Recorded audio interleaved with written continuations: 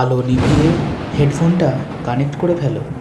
আমরা প্রবেশ করতে চলেছি ভৌতিক রহস্য, রোমাঞ্চ ও ভালোবাসায় মোড়া এক অপূর্ব জগতে।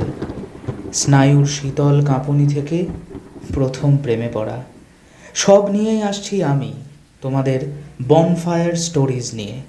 লাইক, সাবস্ক্রাইব করে বেল আইকনটি প্রেস করে ফেলো, তারপর চলে এসো কমেন্ট বক্সে। আজকের গল্প সৈয়দ মুস্তফা সিরাজের লেখা ছক্কা মিয়ার টমটম। শুরু করা যাক তাহলে। বিদ্যুতের আলোয় হঠাৎ চোখে পড়বে কালো এক এক্কা গাড়ির তেরপলের চৌকো একটা টোপর চাপানো, সামনে কালো এক মূর্তি আর নড়বড় করে দৌড়ানো এক টাট্টু।